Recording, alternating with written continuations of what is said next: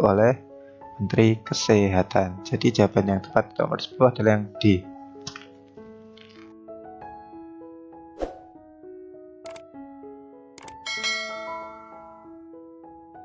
Assalamualaikum warahmatullahi wabarakatuh.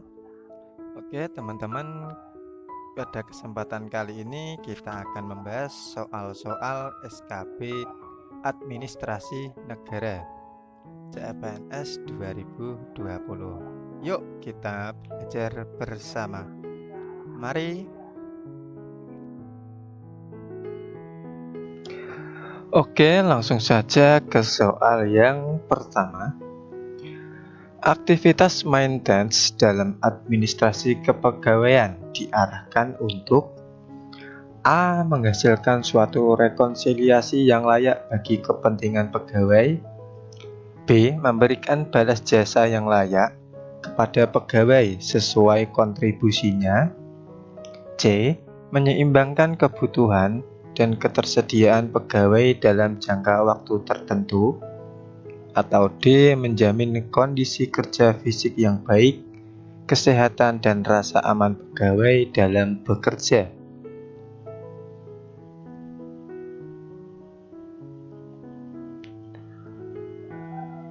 Oke, kita ke pembahasan. Jawaban yang tepat adalah yang D. Karena aktivitas maintenance diarahkan untuk menjamin kondisi kerja fisik yang baik, serta kesehatan dan rasa aman pegawai dalam bekerja. Jadi jawaban yang tepat untuk nomor 1 adalah yang D. Oke, kita lanjut soal nomor 2.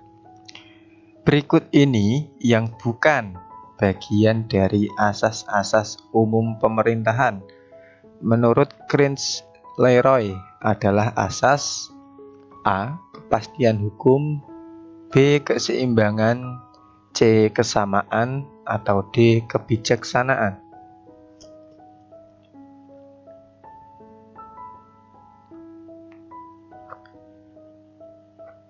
Oke, kita ke pembahasan. Jawaban yang tepat adalah yang D.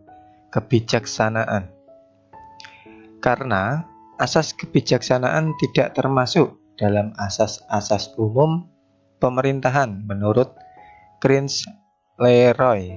Jadi yang merupakan asas-asas pemerintahan adalah kepastian hukum, keseimbangan, kemudian kesamaan. Jadi jawaban yang tepat untuk nomor 2 adalah yang D.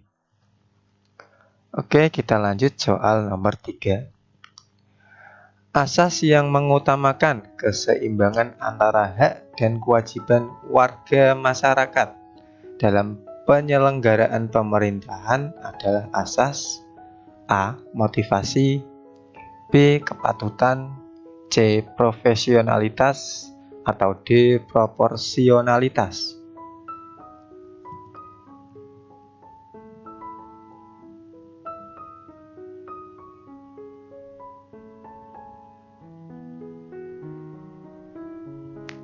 Oke, kita ke pembahasan. Jawaban yang tepat adalah yang D.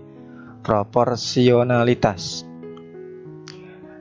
Karena asas ini mengutamakan keseimbangan antara hak dan kewajiban masyarakat. Jadi proporsional, berarti ini seimbang antara hak dan kewajiban warga masyarakat dalam penyelenggaraan pemerintahan. Jadi jawaban yang tepat untuk nomor 3 adalah yang D. Oke, kita lanjut soal nomor 4. Personal administration di Amerika Serikat dipergunakan dalam bidang A. Pemerintahan, B. Kepegawaian, C. Administrasi, atau D. Bisnis.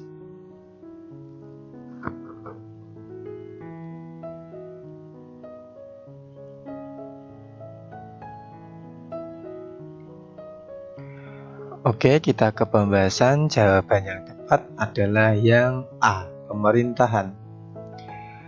Karena istilah personal administration yang digunakan dalam bidang pemerintahan dalam hal ini merupakan badan atau organisasi yang berwenang dalam sistem negara, yaitu pemerintahan.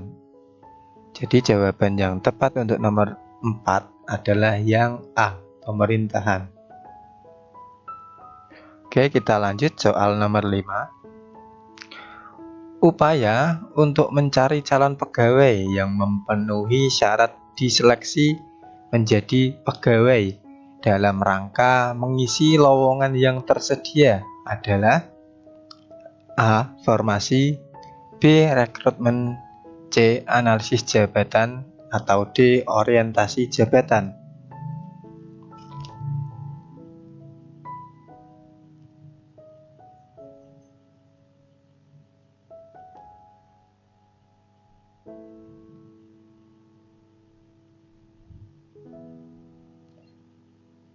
Oke, kita ke pembahasan. Jawaban yang tepat adalah yang A, formasi. Formasi merupakan upaya untuk mencari calon pegawai yang memenuhi syarat untuk diseleksi menjadi pegawai yang mengisi lowongan yang tersedia. Jadi, jawaban yang tepat untuk nomor 5 adalah yang A. Oke, selanjutnya soal nomor 6. Kedisiplinan dan keteraturan dalam bekerja aparatur negara dapat diwujudkan dengan cara A. Pembentukan kelompok budaya kerja di setiap unit kerja, B. Penetapan sistem prosedur yang efektif dan efisien serta sistem penilaian yang jelas, C. Pemberian penghargaan berdasarkan sistem prestasi kerja yang objektif disertai prosedur rekrutmen yang ketat, atau D. Pendelegasian wewenang dan tanggung jawab yang didukung keahlian, keterampilan, dan loyalitas pejabat yang menerima pendelegasian wewenang.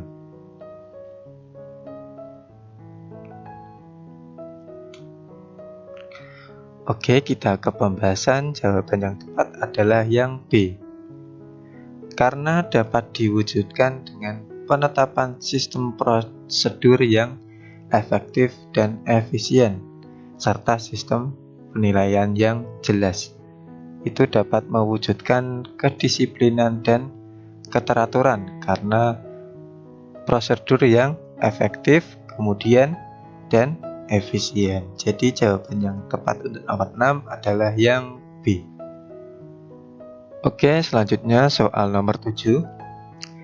Tindakan perbaikan terhadap pelaksanaan pekerjaan pegawai dianggap sebagai mendasar bila tindakan perbaikan dilakukan dengan cara A. Perbaikan rencana, B. Pengeluaran perintah baru, C. Perbaikan prosedur operasi standar, atau D. Permintaan kerja lembur.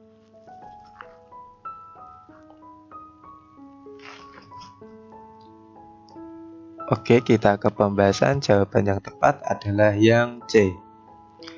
Karena perbaikan prosedur operasi standar merupakan tindakan perbaikan mendasar dalam operasi tersebut. Jadi, prosedurnya itu dibuat standar. Jadi, jawaban yang tepat untuk nomor 7 adalah yang C. Oke, kita lanjut soal nomor 8.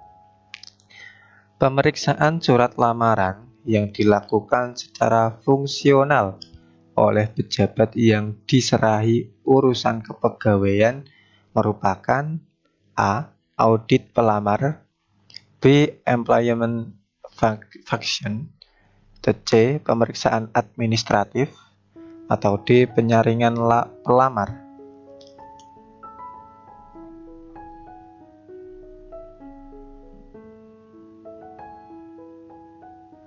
Oke, kita ke pembahasan. Jawaban yang tepat adalah yang C. Pemeriksaan administratif. Karena pemeriksaan secara fungsional masuk dalam pemeriksaan administratif. Oke, kita lanjut soal nomor 9. Daftar urut kepangkatan berguna untuk A. menilai prestasi pegawai. B. Mengukur prestasi kerja pegawai. C. Menjamin kelangsungan kenaikan pangkat dan pengangkatan dalam jabatan. D. Menjamin objektivitas dalam menetapkan kenaikan pangkat dan pengangkatan dalam jabatan.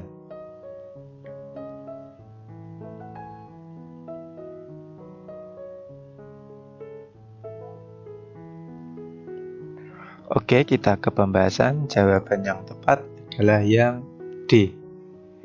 Karena untuk menjamin objektivitas dalam menetapkan kenaikan pangkat dan pengangkatan dalam jabatan. Nah, itu merupakan fungsi dari daftar urut ke pangkatan. Jadi jawaban yang tepat untuk nomor 9 adalah yang D. Oke, lanjut soal nomor 10. Jika seorang PNS menderita sakit lebih dari 14 hari, maka yang bersangkutan harus A. Menyerahkan surat keterangan dokter, B. Mengajukan permintaan cuti sakit secara tertulis, atau C. Memberitahu atasan secara tertulis dengan pesan atau perantara orang lain, atau D. Mengajukan permintaan cuti sakit secara tertulis dengan melampirkan surat dokter pemerintah atau swasta yang ditunjuk oleh Menteri Kesehatan.